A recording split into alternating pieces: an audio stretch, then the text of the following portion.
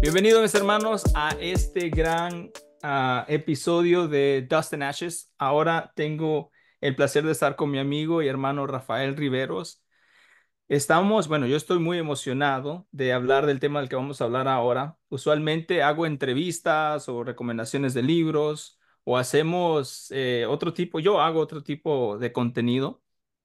Sin embargo, se me ha dado la oportunidad de hablar de este tema tan hermoso, un tema, de verdad que es un tema que vale la pena meditar todo el Mm. tiempo. Y qué mejor compañía que la de Rafael Riveros para hablar de este tema. El tema es la cristología. Hermano, ¿cómo estás? Muy bien, Tomás, muchas gracias por la invitación. Es la segunda vez que estamos por acá en este programa tan especial, así que gracias, Tomás. Muy emocionado por el tema del día de hoy, ya que es un tema muy fascinante, muy exhaustivo y ahí tenemos un reto para Sí. encerrar todo esto en una hora, así que el Señor nos ayude, Tomás. Pero muchas gracias por la invitación, hermano. Fíjate que mi idea era de que hiciéramos un video. Ujú, Nunca fue tanto como de decir, oh, vamos a hacer un video. Ya ves, yo hago entrevistas, dejo que hable, que la persona hable y luego yo tiro mi uno, dos, tres y ya. Pero cuando vos me dijiste, ok, yo voy a hacer la era de la reforma y vos haces los puritanos, ujú. entonces ya como que empezaron a temblar un poquito más las rodillas porque porque yo no soy conocido como alguien o sea, que haga un podcast en donde yo hablo Sí. de temas de esa manera. No, Ah, pero además has estudiado a los puritanos extensamente, por ahí ya tienes un proyecto, les adelanto a la audiencia. Entonces, ni tú lo habías dicho, mira. no, lo que pasa es de que, mira, yo prefiero que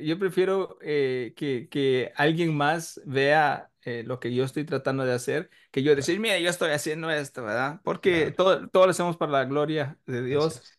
Y entonces, gracias por invitarme a mi episodio, a hablar de un tema que es el tema que más me fascina. El tema de los puritanos para mí, para los que me conocen, los puritanos para mí es la mejor era en Mm. cuanto a la predicación experimental. Y ahorita vamos a hablar un poco sobre eso. Entonces, ¿qué es la cristología, Rafa? Uy, la cristología es un tema, como dije al inicio, muy amplio. Abarca no solamente lo que solemos hablar de Cristo como, por ejemplo, la unión hipostática, que hablaremos más adelante, o la unión de las dos naturalezas en una sola persona, sino que también abarca toda la obra de Cristo, ya sea su vida, su encarnación, su nacimiento, su vida perfecta, su muerte sustitutiva por nosotros, su resurrección por el poder del Espíritu Santo, su ascensión a los cielos, su ministerio presente de intercesión por nosotros y su pronta venida. Es muy abarcante el tema de la cristología, es decir, abarca quién es Cristo, y no solamente desde que se encarna, también estudiamos un poco esta Ujú. parte de la eternidad, aunque no tenemos una visión completa de la eternidad, pero sí tenemos ciertos textos, cierta parte de la palabra que nos habla de su estado eterno, porque Cristo no llegó a existir en la encarnación, Cristo no llegó, o el Hijo no llegó a ser cuando nació de la Virgen María, sino que Él es eterno o coeterno con el Padre y el Espíritu Santo. Entonces, hablar de la cristología es hablar de Cristo. Eso significa todas estas aristas, por así decirlo, que he mencionado hace un momento, pero es cierto que conforme pasa las épocas, siempre tenemos ciertas crisis teológicas. Y como dice cierto teólogo, esto no es nada, vamos a llamarle así, nuevo.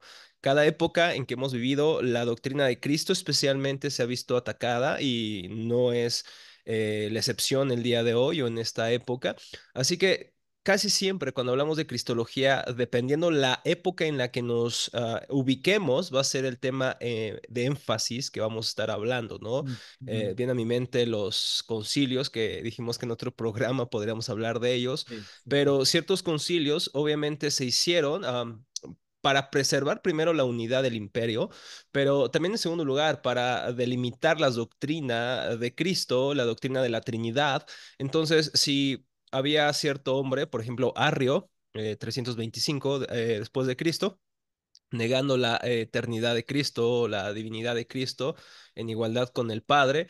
Y de ahí surge el concilio de Nicea para una respuesta y así vamos con los otros concilios y hay cierta respuesta de la iglesia a cierta herejía. Entonces los énfasis tienen que ver también con los desafíos que se enfrenta la doctrina de Cristo en cada época y es por eso que a veces parece que la cristología es muy limitada o se enfoca en una sola área, pero no es tan así, sino es por el énfasis que se está teniendo en determinada época, por determinado conflicto, herejía o adversidad que presenta esta doctrina. ¿No? Entonces, la cristología, para resumidas cuentas, es la persona y la obra de Cristo Jesús y todo lo que compete con él. Fíjate que yo soy un poco, gracias, porque yo creo que eso es lo que embarca, eso es lo que cubre todo lo que es Ujú. la cristología. Sí, Yo estaba pensando de que, qué significa la cristología, ¿no? Pues está formado de dos palabras, que es la ología y que es el estudio de, eso cada vez que nosotros ponemos ología al final de algo, significa el estudio de, por ejemplo, teología, el estudio de Teos, ¿verdad? sí, Que viene la palabra, palabra griega de Dios. Dios. Entonces, el estudio de Dios. Sí, Cualquier cosa, ¿no? Biología, el estudio como de la biología, ¿verdad? Entonces, estoy pensando en inglés y luego se me viene en español y se me cruzan las palabras.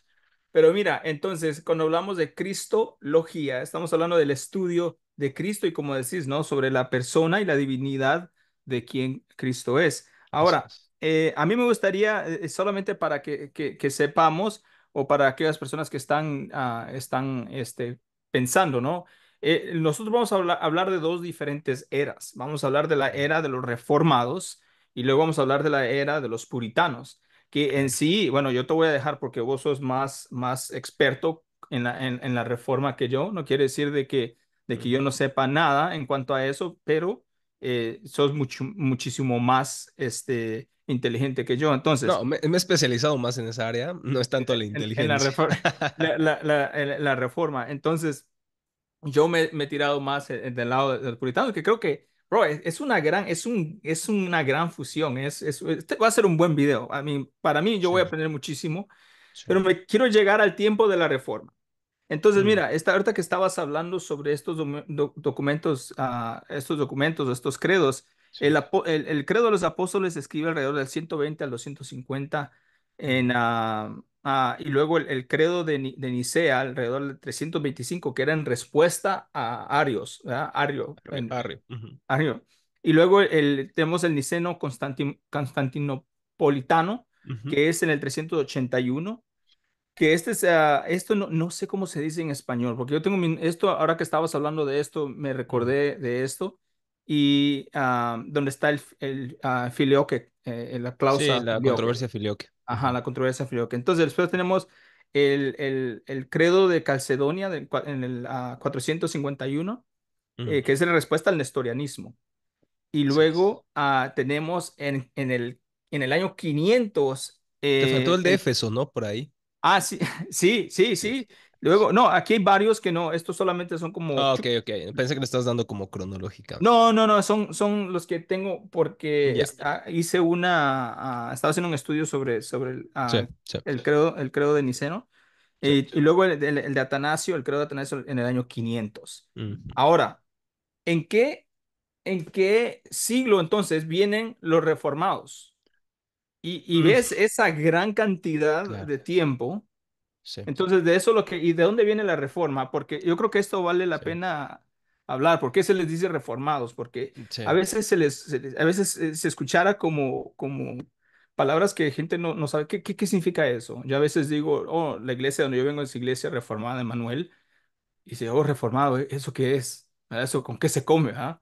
Entonces, antes, quiero que definamos un poco los términos para poder entender muchísimo más de lo que estamos hablando. Hay Sí. muchas personas que saben lo que es ser reformado y saben de dónde viene la reforma. Sin embargo, hay muchos de que dicen, ¿eso qué es? Entonces, me Ujú, gustaría que ujú. me hablaras un poco de ese periodo, que es un gran periodo del primer siglo al siglo XV, al siglo XVI. Sí, sí. Entonces, ¿y por qué se les dice reformados? Está muy buena esa pregunta, querido Tomás. Tenemos que entender algo. Los reformados, y estoy hablando aquí de reformadores, ¿vale? No voy a hablar de reformados. No, a lo mejor no se entiende al inicio la distinción, pero los reformadores son todos aquellos que en algún sentido buscaron reformar a la iglesia del siglo XVI. Entonces, estos reformadores, ya sean luteranos, zwinglianos, Ujú, reformados, ujú, escoceses reformados y también ingleses, y entonces podemos hablar de reformadores en un sentido general. La palabra reformado o reformados está aludiendo más a aquellos que abrazan la doctrina un tanto zwingliana o de Zwinglio, pero sobre todo de Calvino o de Ginebra.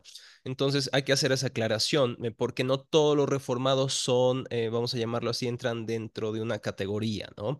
Como he ujú, dicho, hay luteranos, hay otras ramas, pero antes de abordar estas diferencias, eh, cierta ocasión, Juan Calvino fue expulsado de su propia Ginebra y un sacerdote y, bueno, la iglesia misma de Roma vio una oportunidad para ganar a Ginebra otra vez, ¿no? Para sí.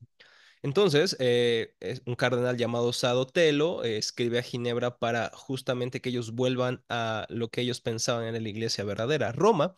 Entonces, curiosamente, le piden a Juan Calvino que escribe una respuesta a Sadotelo y ujú, él puso lo siguiente, o él dijo lo siguiente.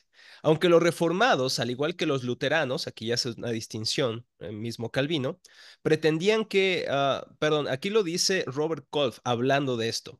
Dice, aunque los reformados, al igual que los luteranos, pretendían que la única forma de su fe fuera la escritura, también eran conscientes de la importancia de la iglesia y de sus credos históricos para la formulación de la doctrina. Así, en materia de cristología, trataron de operar dentro de las amplias categorías establecidas en la Iglesia antigua para pensar en Dios como Trinidad y en Jesucristo como Dios encarnado. Esto que hizo Robert Kolff es muy, muy importante porque cuando Calvino le escribe a Sadotelo, le dice lo siguiente: nosotros somos más católicos que ustedes.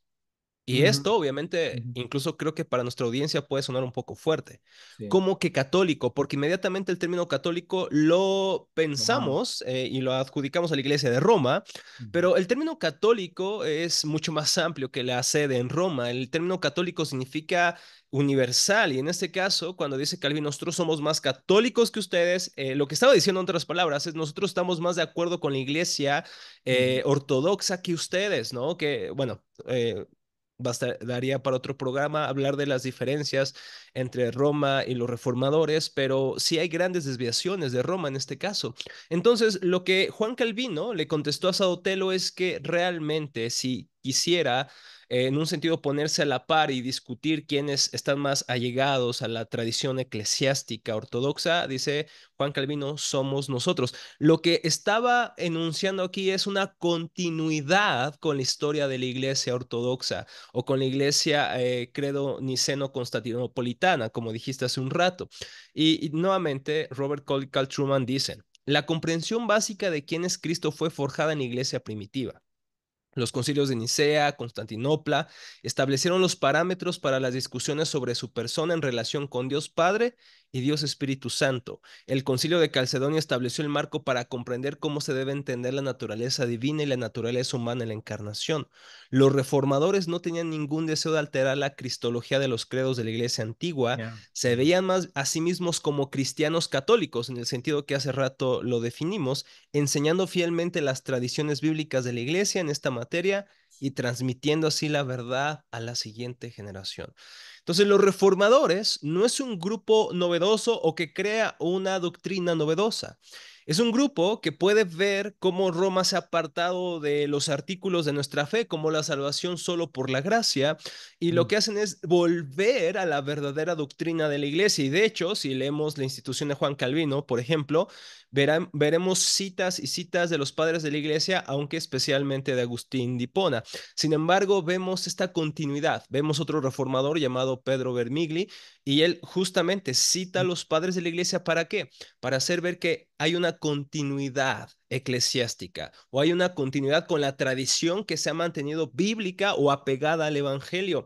Entonces, los reformadores, vamos a llamarle así, podrían ser catalogados como recuperadores esa doctrina que estaba quedando empolvada o incluso opacada por otras doctrinas, dogmas que la Iglesia de Roma había impuesto sobre las personas, de tal manera que el Evangelio no era algo cercano, sino algo lejano para la mayoría, debido a toda la superstición, debido a todo el ritualismo frívolo que se había impuesto. Entonces los reformadores básicamente no descubrieron algo nuevo, sino que redescubrieron el Evangelio y trataron de traerlo a la iglesia para la salvación de los perdidos, para la gloria de Dios. Y quiero ser un poco claro en esto, de que nosotros cuando hablamos de la reforma, aunque estamos hablando de un periodo de casi de 1000 años, o Ujú, un periodo de 1000 años, eh, estamos hablando, o sea, y que se redescubrió el Evangelio. No quiere decir que el Evangelio no estaba activo ujú, en ese ujú. periodo. Nunca ha habido un tiempo en cuando el Evangelio no se ha predicado. Y Así quiero es. ser claro en esto, porque quizá alguno estuviera diciendo, ¿cómo que se redescubrió? Bueno, tenemos a figuras en la historia, en este periodo donde eran fieles predicadores del Evangelio Ujú, ujú. y muchas de las veces pudiéramos decir, como dijo aquel profeta, porque estoy solo yo estoy. Y el Señor dice, no, tengo más, tengo Así más. es. Entonces, la obra del Señor siempre se ha hecho. Ujú, Este tema es muy importante porque nos ayuda, y un teólogo decía, ¿no? Que el trabajo del teólogo no es de saber creo que el trabajo del teólogo es encontrar la falla, ¿cómo era el dicho? Era encontrar el error de lo que ujú, parece bien y lo que no está bien. mm, Estoy parafraseando, ¿no? claro, Entonces, esto es lo que está pasando en el tiempo de la Reforma. Y fíjate, claro. yo hablando sobre los puritanos, eh, quizás son en un debido, es un periodo de tiempo mucho más corto de lo que fue de los credos. Y aún cuando hablamos de los credos o los catecismos, Sí, muchas personas dicen, esto es católico romano. No, no, estas son palabras que nosotros hemos escuchado en neocatólicos romanos porque son los que más lo han sí, practicado y muchas de las veces no muchas, no todas las iglesias tampoco no escuchen lo que no estoy diciendo, porque sí. muchas de las iglesias han abandonado estas cosas por temor a ser identificados como católicos romanos, que esta es Sí. una de las razones por que yo me atrevería a decir que muchos se detienen de decir en mi iglesia bautizamos niños Ujú, o en la iglesia bautizamos bebés. ¿Por qué? Porque dice, ¿por qué bautizan a bebés? Eso es católico romano. Esto no es una clase de bautismo ni nada así, pero siempre que puedo voy a decir de que los bebés deben de ser bautizados. Am, Ya te dejaron de seguir 100 personas ahora. Como 100 personas. Está bien. Esos 100 bebés que se han bautizado me van a seguir más adelante. Entonces, Los hijos di- del pacto. los hijos del pacto. Entonces, bueno, cuando hablamos nosotros de esto, en el periodo de entre los reformados y los puritanos, mira, es fácil. Es fácil porque yo estaba pensando decir, ¿cómo es que yo puedo explicar sobre la era de los puritanos cuando los reformados vinieron a reformar? Ellos querían reformar, o sea, había una forma y esa forma ha sido reformada ahora Mm, por estos reformadores, ¿no? claro. Martín Lutero, entonces Melanchthon, todos estos muchachos, ¿verdad?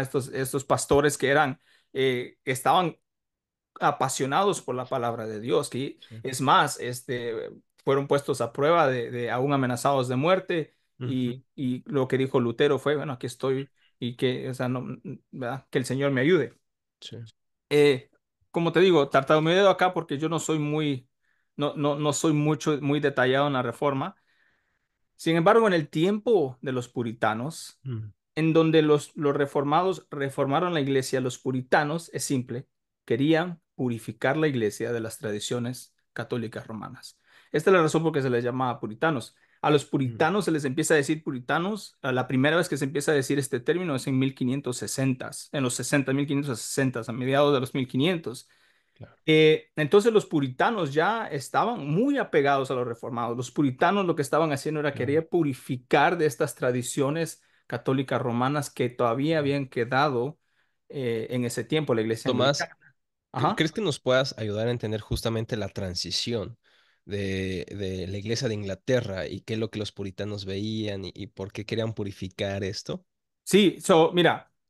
¿Qué es lo que pasa en los tiempos de Elizabeth, en los tiempos de la reina Elizabeth? Ella no era católica, ella era protestante, sin embargo era muy tolerante del catolicismo, del católico romano.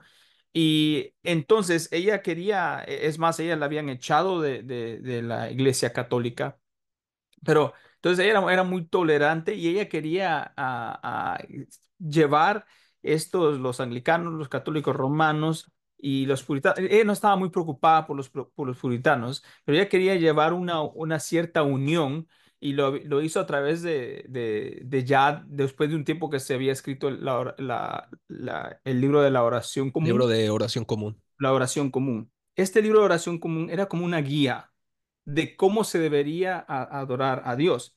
En las iglesias de ese tiempo, los sacerdotes usaban todo Sí. no sé cómo se llama en español, pero es toda su turbana, no sé cómo se dice, Sí, bueno, toda su vestimenta en clerical. toda su vestimenta, ¿verdad? Tradicional.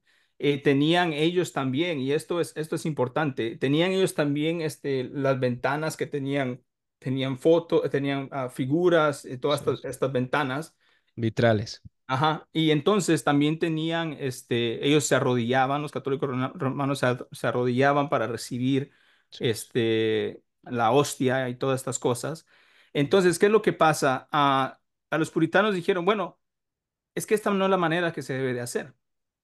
La manera en que los puritanos, la transición de la iglesia anglicana o la iglesia católica romana en los reformados, ellos tenían una creencia común, había una creencia común. Sin embargo, ellos decían que los católicos romanos y los luteranos tenían un conocimiento a la mitad Mm, de lo que la palabra de Dios estaba diciendo. Entonces, ¿qué es lo que decían ellos?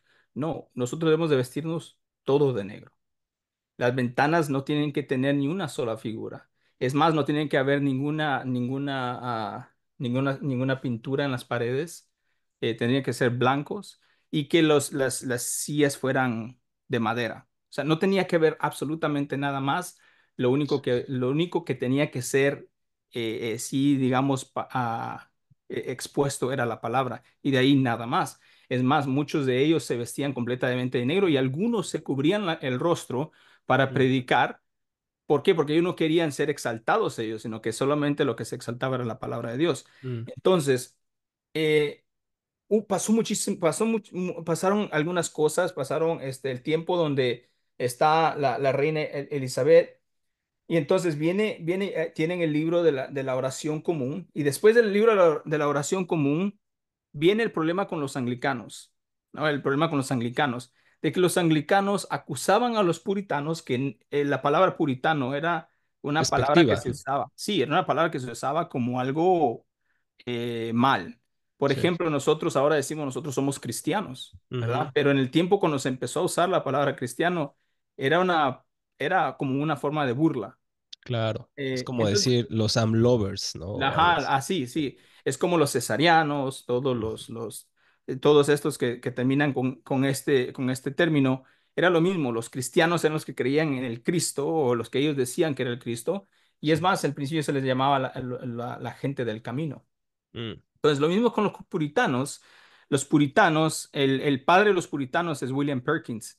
William mm, Perkins, cuando escuchó que lo nombraron puritano, él dijo, ese es un insulto, es algo vil. ¿Cómo nos puedes decir a nosotros puritano? Lo único que queremos nosotros hacer es de que ustedes se sometan a lo completo de la palabra de Dios, a ser purificados por toda la palabra de Dios, no solamente en el púlpito o en estas tradiciones humanas, sino en su vida en así su es. vida. Entonces, William Perkins, siendo este hombre que era el padre de los puritanos, Mm, cuando él muere, él dice, sí, somos puritanos.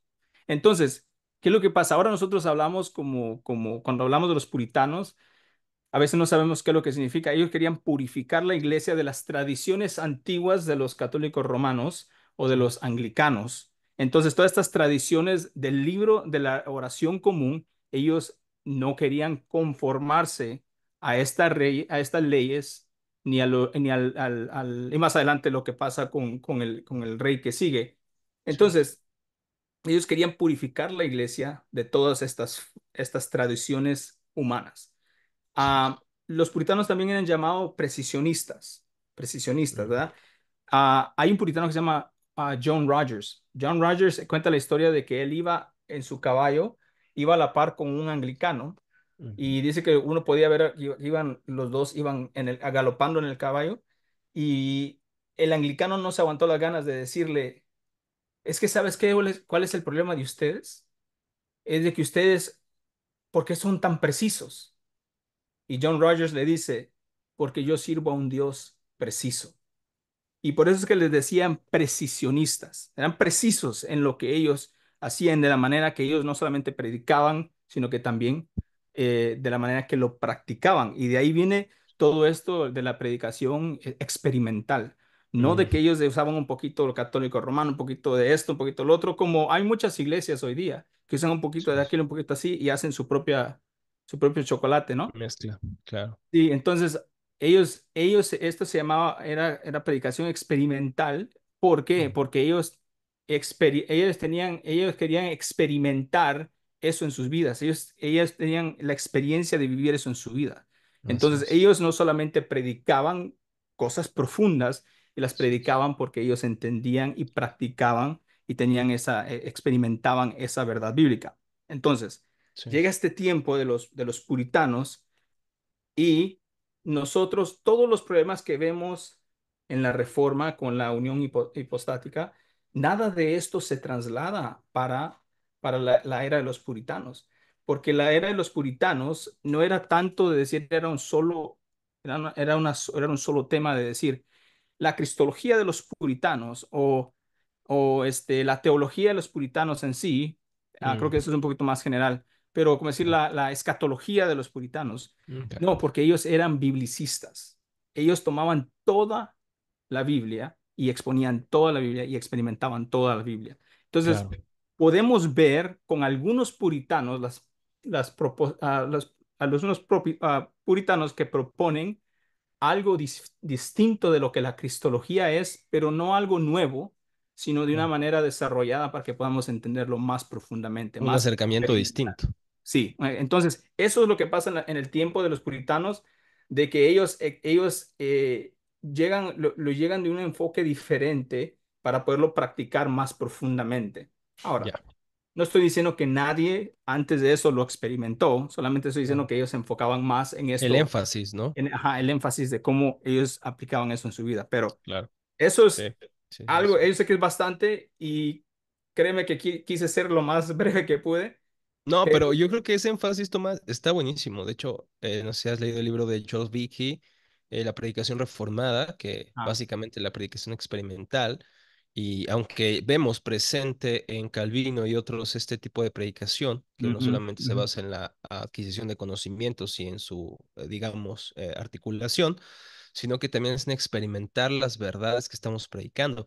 Pero es cierto que los puritanos tienen un énfasis, y los holandeses, por ejemplo, los teólogos holandeses tienen un énfasis en la experiencia de la doctrina, ¿no? Y pues muchos, no sé, William Ames, ¿no? Que decía que sí, sí, sí, la teología es la doctrina de vivir para Dios, o sea, no es algo meramente intelectual académico, porque ciertamente también los puritanos responden a esta teología frívola que claro. había adoptado en muchas iglesias. Entonces, este énfasis en los puritanos, o sea, es un legado que no deberíamos de perder. Ciertamente tú y yo no somos puritanos, Claro. además que no nacimos en Inglaterra ni somos de estas partes de la Reforma Continental, pero sí los principios que ellos enfatizaron creo que son muy relevantes para este tema. Sí, fíjate que hablando un poco sobre esto, estos puritanos, algunos se conformaron al libro de la oración Sí, común. así es. Hay unos que no se conformaron Los no esto conformistas. y esto se les llama a los no conformistas. Mm, Y muchos de ellos todavía se quedaron en estas áreas predicando, y aunque algunos lo hicieron en contra de su conciencia, mm, porque para ellos era tener la unidad aún con el gobierno, sí, eh, muchos de ellos se fueron. Muchos de ellos no solamente se mm, fueron, de ahí salen no salen, ¿verdad? Pero no que hayan tenido su origen ahí, sino que de ahí se separan o se van mm, muchos sectas, y cuando me refiero a sectas no estoy hablando de algo falso, sino de una manera como ellos le llamaban, ¿no? De grupos, de ahí salieron varios grupos como los Sí, anabautistas, muchos luteranos se fueron sí, de Inglaterra. sí, Muchos de ellos son los que llegan acá a Estados Unidos y son conocidos como los peregrinos. mm, Estos son los mismos, son puritanos que salieron de Inglaterra para sí, llegar acá. sí, Pero algo que quiero, y quizá, fíjate que primero vamos a hablar más sobre, sobre la reforma, porque para poder entender esta siguiente parte, porque todo esto no podemos empezar de atrás de adelante para atrás, sí, porque tenemos que entender bien lo que ha pasado en la reforma porque muchos de los retos siempre ha sido el arminianismo y el calvinismo, mm, y en esto es lo que más se batallaba en los sí. tiempos de los puritanos. Sin embargo, ¿cuál era la perspectiva reformada que digas, ok, esta es esta es la perspectiva reformada que más se adoptó en ese tiempo en cuanto a la cristología? Mm, Es una pregunta abarcante, porque los reformadores, tanto en sus salas reformadas como luteranas, las principales, todos estaban de acuerdo en los grandes concilios de la iglesia. Bueno, el tema, incluso de Theotokos y María la Madre de Dios, ellos confirmaron el concilio de Éfeso. Y bueno, tenemos que explicar que la Theotokos en este sentido se refiere a que María, quien lleva en su vientre, era verdaderamente hombre, pero también verdaderamente Dios, ¿no? Para usar un lenguaje Sí, sí, sí. calcedoniano. Sin embargo, el énfasis no tanto es que desarrollaron, sino el que más discutieron fue la idea de la unión hipostática. La idea de la Ujú, unión hipostática es un tema relevante. Y ahorita vamos a ver por qué, porque esto afecta los sacramentos, especialmente la Santa Cena. Tanto Lutero, Calvino, Zwinglio creían que Jesús era verdaderamente hombre y verdaderamente Dios. ¿Cuál era el tema entonces? El tema de discusión era la comunicación de propiedades o de atributos. En este ujú, caso, los luteranos creían, y justo hace un rato meditaba un poco en el libro de Concordia, que es la fórmula de Concordia, es digamos, la doctrina luterana de la Reforma, y bueno, aquí está en español, así como el libro de Concordia. Y en el libro de Concordia, ahí encuentras justamente en el artículo 12 sobre Cristo, el artículo 13 sobre Cristo, 12 sobre los sacramentos. Y justo en este sentido, los luteranos creían que en la Santa Cena Cristo estaba presente o estaba realmente en su persona. A esto le llamamos consubstanciación, que Cristo estaba del lado, debajo de los ujú, sacramentos, pero esto provenía más que de una diferencia sacramental en cuanto a la Santa Cena, provenía de su entendimiento de la comunicación de propiedades. Para los luteranos, los atributos divinos eran comunicados a los atributos humanos, de tal manera que llegaron a abrazar, aunque nunca lo confesaron, y de hecho en la fórmula de Concordia lo niegan, una especie de monofisismo. La idea del monofisismo, que también quedó, vamos a llamarle así, cancelada o maldecida, digamos, o rechazada por la iglesia. La ujú. idea de Eutíquez era que en Cristo estas dos naturalezas se habían mezclado para hacer una tercera o Sí. una sola, ¿no? Entonces eso le llamamos monofisismo, una sola naturaleza. Y Martín Lutero y en este caso la fórmula de Concordia sigue en la posición de Lutero, porque no todos los luteranos creían lo mismo, pero Lutero prevalece en un sentido, quizá también por su autoridad en un sentido como en la Reforma. Sin embargo, para ellos la comunicación de atributos es posible que los atributos divinos se comuniquen a la naturaleza humana, de tal manera que se decía que Cristo en su naturaleza humana es omnipresente, porque también Él es divino. Entonces, por eso Martín Lutero decía que Cristo estaba realmente en la comunión, pero no llegó a hablar de la transubstanciación, la idea romana de que Cristo se convertía literalmente, el pan se convertía en la carne de Cristo y el vino en su sangre, literalmente, como si hubiera otro sacrificio, que básicamente es lo que incluso la iglesia de Roma pues sostenía, ¿no? Ahora, Lutero no llegó a tal cosa, pero sí llegó a decir que Cristo estaba presente en la Santa Cena. Zwinglio fue de una postura radical, opuesta a Lutero, que dijo que la Santa Cena solamente era un memorial, ¿no? De Cristo y lo que hizo. Juan Calvino se puso como en medio, o la mitad de ellos dos, como que trató de nivelar el asunto. Bueno, no lo logró al final porque siempre hubo este conflicto. Sin embargo, Juan Calvino, y es la posición que la Iglesia Reformada abraza hasta el día de hoy, es que Cristo no está presente localmente en los sacramentos, pero dice Juan Calvino, Cristo está en el cielo, pero el Espíritu Santo nos lleva a Cristo, en el sentido de que cuando participamos de los sacramentos somos fortalecidos en Cristo por el Espíritu Santo. Entonces, no es solamente un simbolismo como creía Lutero, y no es que Cristo esté ahí localmente en la Santa Cena, pero por el Espíritu Santo somos fortalecidos en nuestros corazones. Por eso en la Iglesia Reformada reconocemos que la Santa Cena es un medio de gracia, no solamente un memorial. En este caso, entonces ahí creo que está el mayor énfasis, pero sobre todo hablando de la, digamos, de la tradición reformada, la declaración más completa de la posición respecto a esto es la Segunda Confesión Helvética del 1566, que en el artículo 11 dice lo siguiente. De aquí que desechemos, dice, el Hijo igual al Padre en su divinidad, igual en su esencia, eso confesamos, o sea que es Dios verdadero. Y esto es cierto, no puramente de nombre ni por haber sido aceptado como hijo, porque había una herejía llamada adopcionismo, que la idea de que Cristo fue adoptado más adelante en su vida terrena, pero no es así. Dice, ni en virtud de alguna demostración especial de la gracia, sino por naturaleza y esencia, como el apóstol Juan también escribe, ese es el Dios verdadero y la vida eterna. De ahí continúa diciendo la confesión helvética que desechemos rotundamente la impía doctrina de Arrio y todos los arrianos, la cual niegan la filialidad divina de Jesús.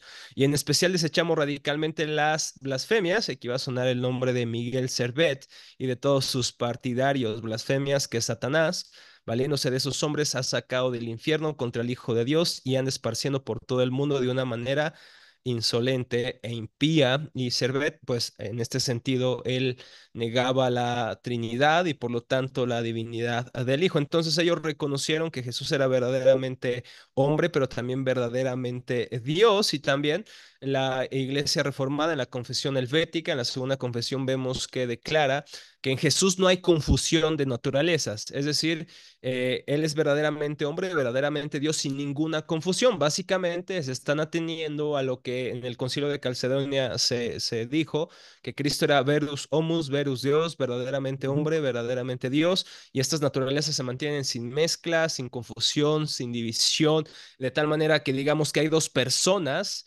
Eso se llama nestorianismo, pero tampoco hay una sola naturaleza, monofisismo, sino que tiene dos naturalezas que existen en una sola persona, en la persona del Hijo. Entonces la Iglesia Reformada se mantuvo fiel en este caso a la catolicidad de la Iglesia. En cuanto, cuando hablamos de uf, eh, me gustaría que nos expandiéramos más acá, pero Mm, creo que yo he tratado, y si te das cuenta, tratado de hablar súper rápido porque yo sé que es bastante y quizá no estamos, quizá yo no estoy haciendo mucho, no estoy cooperando mucho con hablar rápido. Quiero detenerme aquí un poco. Quiero que hablemos un poco sobre esta diferencia en cuanto a yo no lo quiero simplificar porque creo que no atribuyera mucho en simplificarlo. Sin mm, embargo, me gustaría que lo pusiéramos, que pudiéramos hacerlo en un término mucho más laico, creo que es la mm. palabra, acabo de aprender esa palabra, laico, en cuanto a estas posiciones. Uno dice que la sangre se convierte, cuando hablamos de la La transustanciación, sustanciación. la carne y el pan y el vino se transforman de cierta manera, se transforman de una manera más literal en carne y sangre. Mm, El otro dice de que de que no, esto no es cierto. Sin embargo, Jesucristo desciende de los cielos para estar con nosotros y tomar la Santa Cena. El otro dice, no es eso, es que nosotros ascendemos a Cristo para poder tomar de la cena. ¿Estoy ujú. bien? Sí. Sí, Además, sí, ok. exacto, sí, es un buen resumen, ¿no? Justamente la diferencia, sobre todo entre reformados y luteranos, es justo eso, ¿no? Que no está en los reformados, ascendemos, por así decirlo, espiritualmente al cielo. No, Espiritualmente. no es que No, dejemos no, los no, no cultos. literalmente, claro, claro, claro. Exacto, no, no estamos hablando de nueva era. Lo que estamos diciendo es básicamente que por el Espíritu Santo somos fortalecidos en nuestros corazones. Y dice Juan Calvino en la institución y en una carta también muy, muy importante Mm, sobre esto, habla sobre que el Espíritu Santo, vamos a llamarlo así, sobrepasa esa distancia que tenemos, ¿no? Y sí, sí, sí, sí. espiritualmente hace que nuestros corazones sean fortalecidos. Por eso en la Santa Cena llamamos a aquellos que estén desfallecidos, que estén débiles en la fe, Mm. aquellos que necesitan a Cristo. Y bueno, todos necesitamos a Cristo. ¿Por qué? Porque la Santa Cena no solamente es un memorial para la Iglesia Reformada, sino este fortalecimiento. Y aunque los luteranos también hablan de este fortalecimiento, no estamos diciendo que lo niegan, pero en cuanto a la presencia de Cristo física, es lo que ellos aluden o abrazan básicamente, ¿no? Que ahí está Cristo. Y bueno, esa es la gran diferencia. Sí, yo creo que ese es el problema con hacer resumen o simplificar las cosas, que siempre tenemos que también Sí, tener cuidado con los detalles importantes, ¿no? Luego hablamos sobre la unión hipostática. Eh, eh, sí. Uno dice de que no, de que o sea, son dos naturalezas mixteadas, ¿no? Mm. Y el otro dice, no, no, son dos naturalezas en un cuerpo. ¿Estamos bien?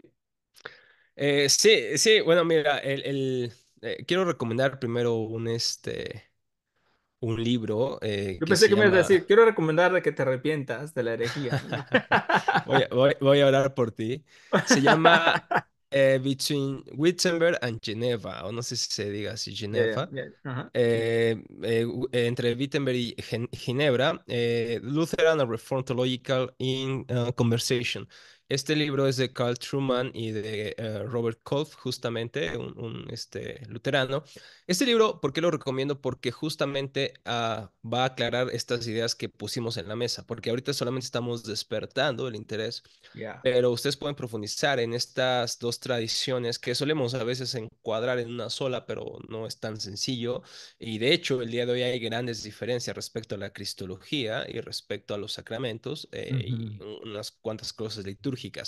Pero eso es importante. Ahora, la unión hipostática, para hablarlo de manera muy, muy sencilla, la hipostasis o naturaleza en español es, digamos, lo que Cristo tiene como Dios, su naturaleza es divina. Y cuando Él se encarna, Él entonces también tiene ahora una naturaleza humana, Él tiene un alma humana, Él tiene un cuerpo humano, Él llora, Él tiene hambre, Él duerme. En el Nuevo Testamento vemos estas acciones de Cristo, ¿no? Cuando llegan y le dan la noticia de que Lázaro ha muerto, Él llora, ¿no? El versículo más Más corto corto de la de la Biblia. Biblia, exacto. Entonces, estas dos naturalezas son reales en Cristo, ¿no? Son verdaderas. Marción, por ejemplo, decía que Cristo realmente no padeció en carne, porque Marción tenía una idea dualista de la vida entre la materia es mala y el espíritu es bueno, niega la encarnación de Cristo, y Juan alude a las diferentes sectas gnósticas que estaban en boga, diciendo que aquel que niega que Jesucristo ha venido en carne realmente no viene de Dios, no tiene al espíritu de Dios en él. Entonces, la idea de que Cristo no tiene carne o de que Cristo es una apariencia, como los donatistas decían, es negar las dos naturalezas de Cristo. Y entonces, cuando hablamos de la unión hipostática, hablamos de que hay una persona que es el Hijo de Dios, pero que en él hay dos naturalezas que no se mezclan ni se confunden, que es naturaleza humana y naturaleza divina. Aquellos que mezclan estas dos naturalezas y hacen una combinación, se les llama monofisistas o monofisis, una sola naturaleza, y aquellos que la separan de tal manera que parece que Cristo son dos personas, esto le llamamos nestorianos, porque básicamente porque Nestorio, que pertenecía a la escuela de Antioquía, básicamente defendió este postulado y pues grandes predicadores de la iglesia de Antioquía defendieron esta separación tan rotunda que incluso a los calvinistas reformados Mm. se les llegó también a decir es que ustedes son nestorianos porque no permiten que la presencia de Cristo venga a la Santa Cena localmente o que esté ahí. Entonces, ahí también se le acusó y de hecho, Zwinglio parece estar tan distante de Lutero que parece en algunos momentos ser un nestoriano.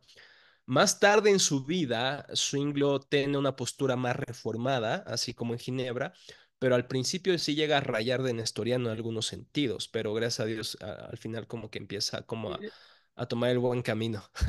Y es que mira, definitivamente me gustaría que hiciéramos un segundo video porque Ya, cuando ya. estamos hablando de esto se abre más y más y más. Entonces, Sí, claro. quiero ser más breve de lo que quise hacer anteriormente.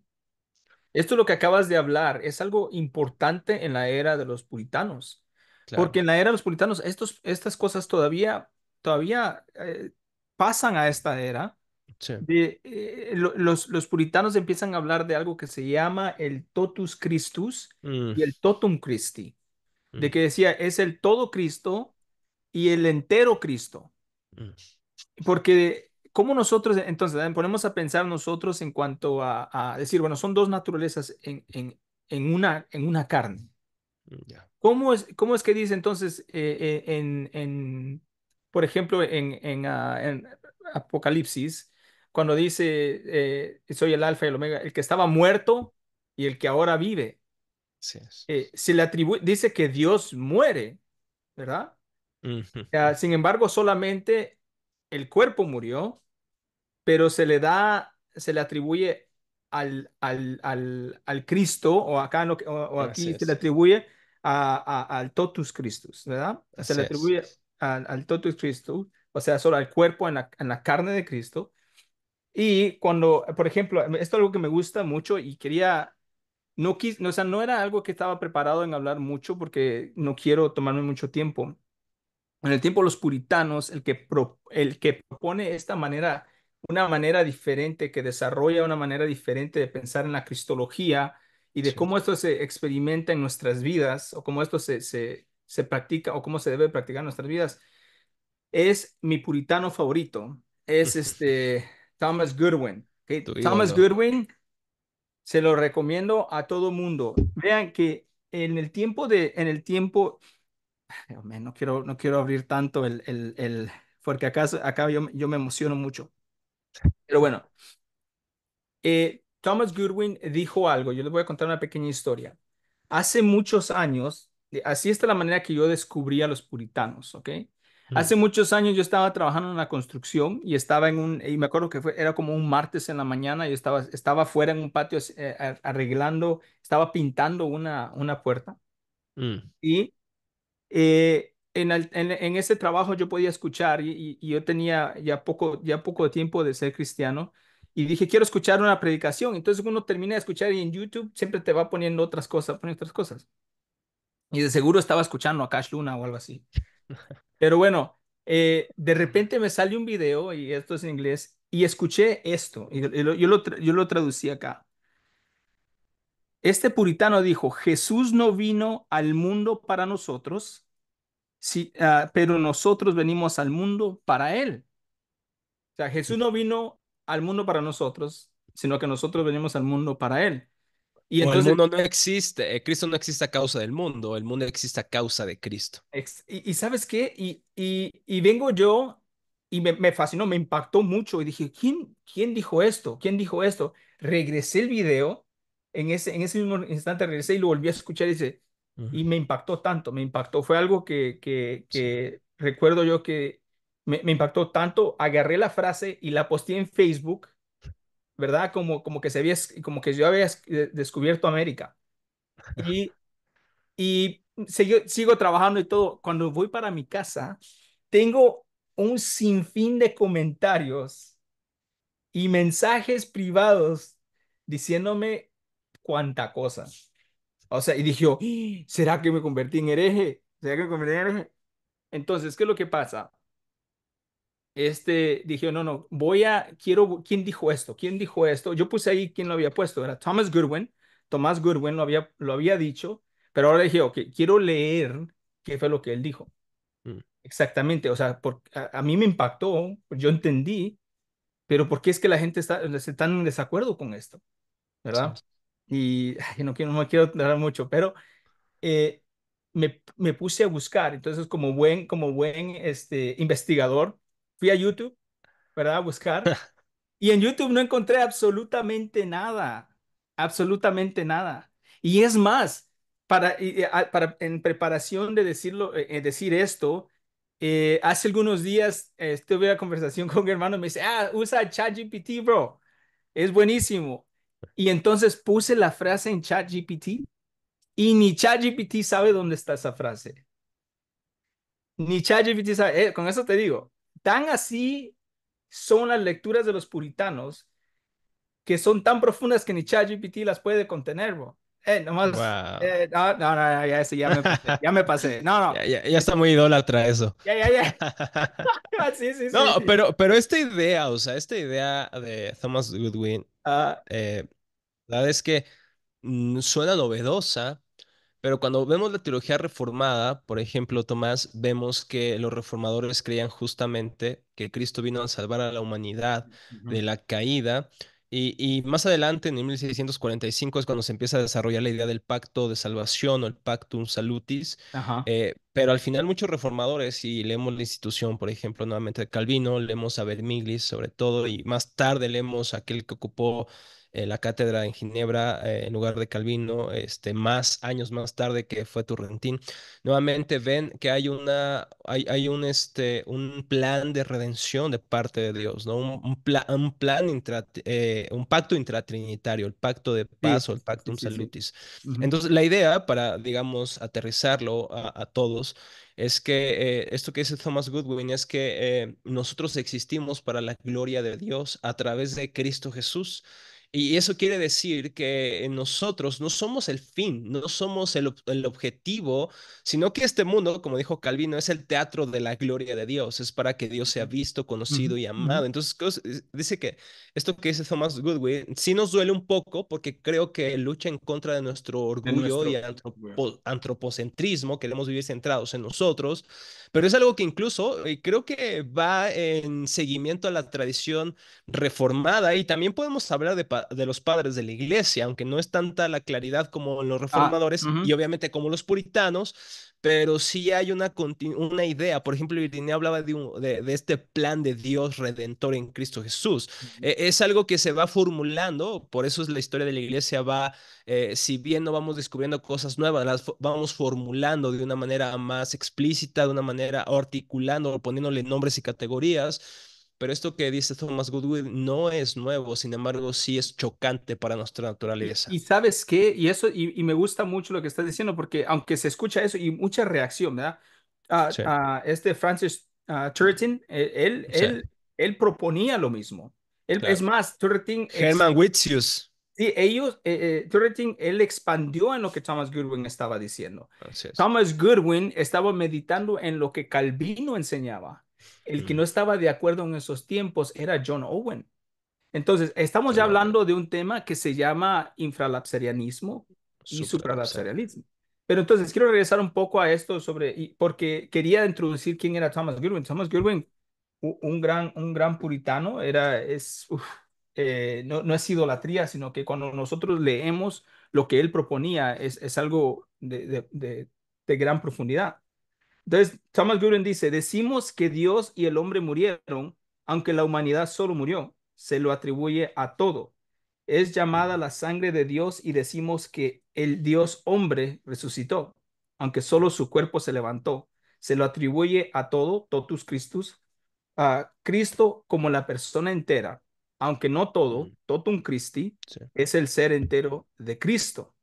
Entonces, cuando nosotros hablamos sobre esto, tenemos tener es una mentalidad mucho más amplia de solamente decir, oh, es la teología, el estudio el estudio de Cristo, sino que es de entender la naturaleza y la práctica de Él en nuestras vidas.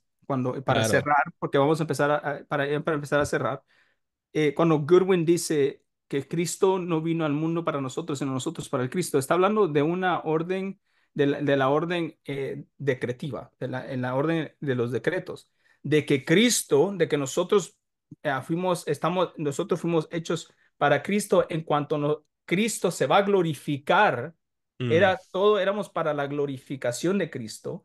Y es más, Thomas mm, Goodwin hace el argumento de decir, no, es que nosotros, no es que el plan desde un principio entre el Padre y el Hijo y el Espíritu Santo era de que Cristo iba a ser glorificado desde así antes es. de las fundaciones del mundo. Mm, Entonces, mm, Él no vino aquí para salvarnos solamente, esto es algo sí, que pasa después, y ahí donde viene el supralapsarianismo, pero claro. quiero solamente, Tomás, déjame hacer un ejemplo de eso que tú estás diciendo. dale, dale. Por ejemplo, vemos tres oficios principales en el Antiguo Testamento: Ujú. profeta, sacerdote, rey. Ahora, cuando Cristo viene, satisface y cumple estos tres oficios de una manera plena. Plena. Ahora, ¿por qué existen los oficios en el Antiguo Testamento? Cristo no existe a causa de los oficios. Ujú. Dios instituye estos oficios porque van a apuntar a aquel que los satisface, Cristo. Entonces, un ejemplo de cómo estos, incluso los sacrificios, no existe, Cristo no existe por causa de los sacrificios apuntan a Cristo y como dice el autor de Hebreos, todo esto era una sombra de lo que habría de venir.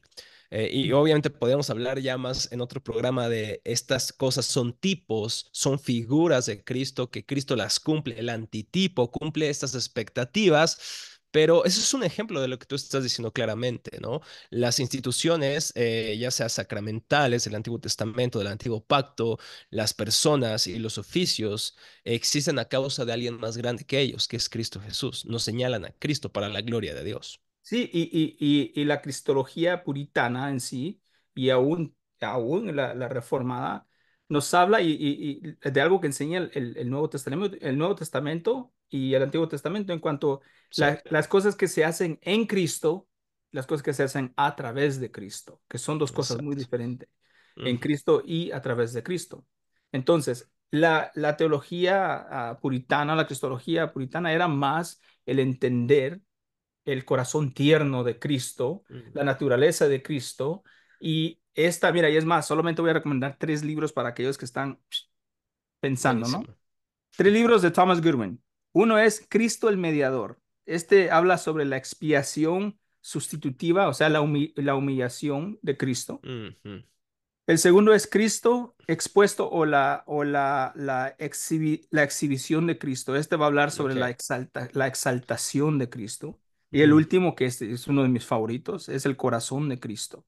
Este wow. corazón de Cristo es el corazón tierno que Cristo en su naturaleza glorificada muestra a su gente que está aquí en la tierra. Mm, mm, Y es más, Thomas Goodwin dice de que el corazón de Cristo es más tierno para nosotros en la tierra, más ahora que está a la derecha del Padre. Y llega un momento donde él dice, recuéstense al pecho de Cristo y escuchen su corazón latir. Entonces dice que su corazón es más tierno para nosotros ahora. Y ahora no es algo místico, sino que es sí, algo real, es algo que sí, nosotros tenemos que pensar en cuanto a la cristología, de así que es. como nosotros entre más conocemos a Dios Padre, a Dios Hijo, al Espíritu Santo, mucho más podemos experimentar eso en nuestras vidas. Así Pero, es. comentarios finales, bro. Recomendaciones, nuevamente, recomendar este libro de Robert Koff y Carl Truman, entre Ginebra y Wittenberg, una conversación entre la teología luterana y reformada. Hay un libro en español, justamente que lo tengo acá, se llama Fundamentos Teológicos de la Reforma de Matthew Barrett. Es un libro que se tradujo hace algunos años. La verdad es una joya, es un acercamiento tanto a la doctrina reformada, pero también luterana, porque incluso hay una conversación entre también estas dos tradiciones. Hay varios libros que nos pueden ayudar, pero hay otro libro que también recomiendo de Scott Clark, se llama Recobrando la Confesión Reformada. Por lo menos creo que solamente está en inglés, pero también es un buen libro para justamente ver cómo la confesionalidad reformada pues hasta el día de hoy importa, porque la confesionalidad reformada pues sigue con una gran tradición de la iglesia, no novedosa, sino antigua. Entonces, comentarios finales, pues creo que Tomás podemos aprender que estas personas no solamente eran eruditos en algunas ramas de la cristología o de temas teológicos, sino que sobre todo no solamente daban su mente, sino su vida entera a Cristo, ¿no? Y creo que un peligro que podemos el día de hoy tener, sobre todo, Tomás, atrás de nosotros hay muchos libros, tenemos muchas comodidades, cosas que ellos jamás tuvieron. pero Sí. no sé si nuestra piedad es parecida a la de ellos. Ese es el problema. Tenemos muchas ventajas el día de hoy, pero la piedad es la misma. Estamos amando a Cristo realmente en nuestros corazones. Cristo solamente es un tema en el cual filosofamos, disertamos, o es la realidad que está cambiando nuestros corazones, nuestras Sí. relaciones, nuestro matrimonio, todo lo que hacemos. Entonces, creo que tomar a Cristo como un objeto en un laboratorio para ser estudiado es un peligro que tenemos el día Mm, de hoy. mm, Acerquémonos con un corazón reverente y me gustaría terminar, por mi parte, Tomás, con una frase justamente de Philip Melanchthon. Él decía lo siguiente: mas nos conviene adorar, y Philip Melanchthon justamente fue un luterano, la mano derecha de Martín Lutero. Dice lo siguiente: mas nos conviene adorar los misterios de la divinidad antes que investigarlos. Antes de querer entenderlo, dice, tenemos que adorar. Y de hecho, jamás vamos a entender a Dios de una manera plena, ¿no? Lo que es más, continúa diciendo, estos temas no pueden ser penetrados sin grave peligro y hasta algunos santos han experimentado esto. El Señor Dios Todopoderoso vistió a su Hijo de carne para podernos apartar de la contemplación de su propia majestad hacia la consideración de la carne y especialmente de nuestra flaqueza. Por lo tanto, no hay razón para que nos esforcemos tanto en temas tan excelsos como Dios, la unidad y Trinidad de Dios, el misterio de la creación y el modo de la encarnación. ¿Qué lograron, pregunto yo, los escolásticos durante las muchas edades cuando estaban discutiendo solo estas cuestiones? Entender esto, en un sentido, obliga a los predicadores, en palabras de Martín Lutero, a comenzar donde Cristo comenzó, en el vientre de la Virgen, en el ujú, pesebre. Para ujú, esto descendió de ese Lutero, nació y vivió entre los hombres, sufrió, fue crucificado y murió, para presentarse de todas las formas posibles a nuestra vista. Quiere que fijemos la mirada de nuestro corazón en Él y así impedirnos subir al cielo y especular sobre la majestad divina. Lo que dice Martín Lutero: no hay que ser tan místicos, no hay que ser tan, ujú, buscar la gnosis secreta como los gnósticos. Es que mm, Cristo ya vino, Cristo se ha hecho cercano, pero no solamente para que lo contemplemos de lejos, como tú dijiste, para que el corazón de Cristo, para que su obra perfecta cambie radicalmente nuestras vidas y nunca perder este sentido de la sorpresa o de la adoración ante el misterio divino de la encarnación o de la Trinidad, porque si nos creemos ya expertos en el tema, eso es muy peligroso para nuestros corazones. Más bien nos acercamos como personas que no son expertos, pero que deseamos adorar a Cristo, deseamos que la iglesia adore a Cristo. Así que desde luego no estamos hablando de un tema meramente filosófico, estamos hablando de la sí, vida misma. ujú. Sí, y no, no quiero, me gustaría cerrar con eso, solamente que es algo que también está en mi corazón, ¿no? De cuando se habla de estos tipos de temas, no, no es tanto como el conocimiento de acá arriba, sino que más que todo en el corazón. Y esta es una de las ideas con este video, es que podamos raspar la superficie para que, como aquel que se raspa y huele bien, no sé si has visto tú aquellas fragancias que se raspan para oler, dice raspa Claro, para oler. No es lo mismo acá, ¿no? Para poder raspar la superficie y oler la profundidad que había tanto en los reformadores como en los puritanos y aún contemporáneos, ¿no? No es tanto de halagar a las personas antiguas, sino de que aún en la Biblia dice de que tenemos una nube de testigos. así es, Y, no podemos, y si podemos nosotros aprender de ellos, ellos eran biblicistas, no enseñaban algo o opiniones personales, sino que así enseñaban es. la palabra de Dios. Y por eso se viene la reforma, porque entonces ellos ven con los lentes de la escritura y ven lo que está sucediendo a su alrededor y dicen, Sí. no, no, esto no está bien. Lo mismo los puritanos ven con los lentes de la escritura y dice, esto no está puro. Y Mm, entonces, Spurgeon decía, fíjate que Goodwin tenía una librería más grandísima en cuanto a libros, y luego llegó un fuego en Londres, y, wow. y se le quemaron todos los libros, y él escribió varias meditaciones en cuanto a Primera de Santiago, capítulo 1 versículo 5 en donde habla sobre el sufrimiento. ¿Por qué? Porque aunque los libros no es nuestra teología, los libros no es esto, sino que la palabra de Dios es. Sin Así embargo, es. Spurgeon decía, visita muchos buenos libros, pero Y vive la vive Biblia. en la Biblia. Mira, esto es importante y conocer a Cristo. Y yo voy a cerrar con una frase de Thomas Goodwin, ¿ok? Que es más, está atrás de la taza, pero lo tengo en inglés, si no así lo Wow. leyera. Pero dice así, la morada de Cristo por la fe es tener a Jesucristo continuamente en el ojo, una visión habitual de Él. Lo llamo así porque en realidad un hombre no siempre piensa en Cristo, pero como un hombre no mira continuamente al sol, sin embargo ve su luz, por eso debéis llevar y llevar en vuestros ojos a la vista y el conocimiento de Cristo, de modo que al menos les acompañe la presencia de Él, que es la fe.